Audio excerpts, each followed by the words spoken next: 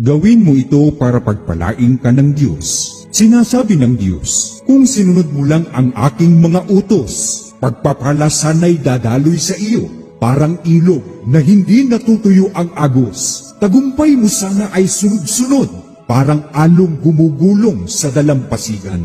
Sa talatang ito maliwanag na gustong-gusto ng Diyos na pagpalain ka at mapagtagumpayin ka sa buhay. Kaya lang, may kondisyon ang Diyos na dapat mong gawin para dumaloy ang pagpapala at pagtatagumpay na ito sa iyong buhay.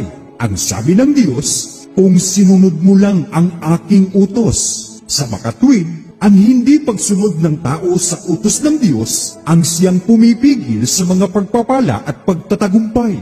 Utos ng Diyos na nakasulat sa Biblia na huwag kang sasamba sa Diyos-Diyusan, huwag kang magnanakaw, huwag kang maglalasing, huwag kang magsusugal, huwag kang makikipagtalik sa hindi mo naman asawa, huwag kang makipagtalik sa kapwa mo lalaki o kapwa mo babae.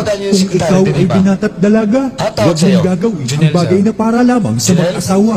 Huwag kang mandaraya o manlalait ng kapwa. Huwag mong lalapastanganin ng iyong mga magulang. Gusto kong maunawaan mo na ito ang mga dahilan kaya mayroong mga taong kahit anong gawing pagsisikap sa buhay, kinakapos pa rin ng pangangailangan. Kung gusto mong pagpalain ka ng Diyos, sumunod ka sa kanyang mga utos.